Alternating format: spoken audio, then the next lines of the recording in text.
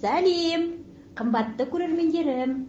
Бүгінгі біздің ертегіміз 5 аю деп аталады. Аяңдап аю келе жатыр. Кәдімгі маймақ аю. Сүп-сүйкімді, момақан.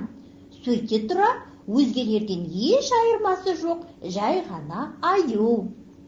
Кенет оның алдынан біреу шықты. Тағы бір аю. Бұл танымайтын бөтен аю. Маған қарап тұрмысың? Деп сұрады аю секем алып. Иә, деді бөтен аю. Қарап тұрмын. Қалың қалай?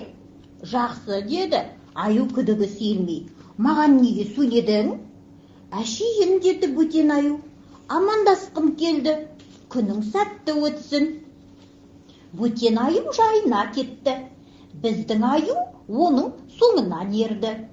Екі аю әрқайсысы өз ойына батып, аяңдап, екі жаққа қарап келе жатқан. Кенет екеуінің алдынан біреу шықты. Тағы бір аю.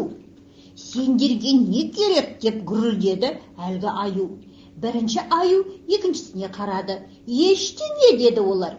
Күнің сәтті өтсін дегіміз келген. Гүрілдегі аю қипақтап қалды. Рахмет, өзімде солай болсын деймін. Үш аю аяңдап, үш түрлі ойға батып келе жатыр.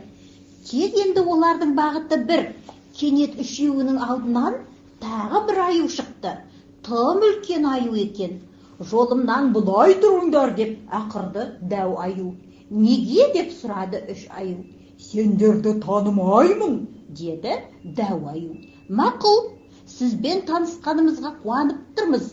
Күніңіз жақсы өтсін, деді де үш аю жайына кетті. Дәу аю олардың соңынан қарап тұрып қалды. Өздері бір ақкөңіл аюлар екен. Дәу аю жалғызсырап жүреді. Осылардың соңынан ерейін деп ұйғарды. 4 аю аяңдап келе жатыр. Енді олардың ойы бір еді. Басқа аюлармен бірге жүрген жақсы екен. 4-еуі бір бағытқа қарағанда не көрді деп ойлайсыз? Тағы бір аюды көрді. Аю ағашқа ілініп қалыпты. Үлкен ағаштан түсе алмай тұр.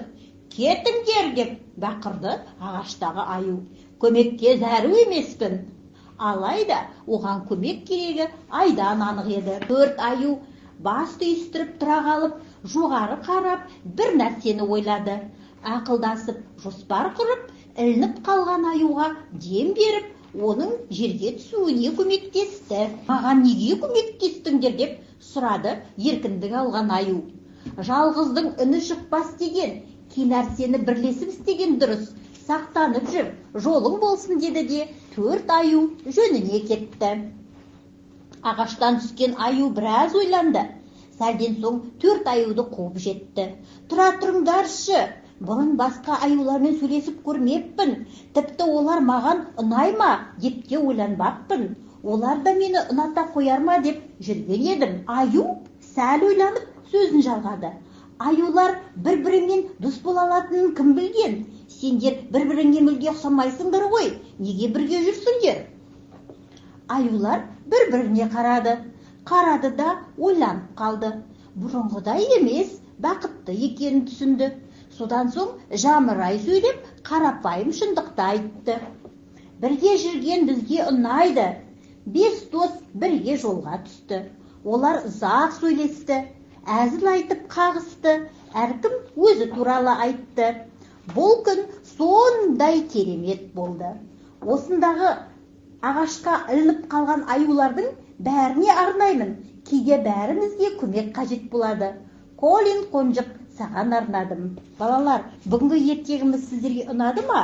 Қымбатты көрермендер, 5 аю достық туралы хикая сіздерге ұнаған болса, лайк қойып қолдап отырамыз. Келесі видеоны жіберіп алмайық.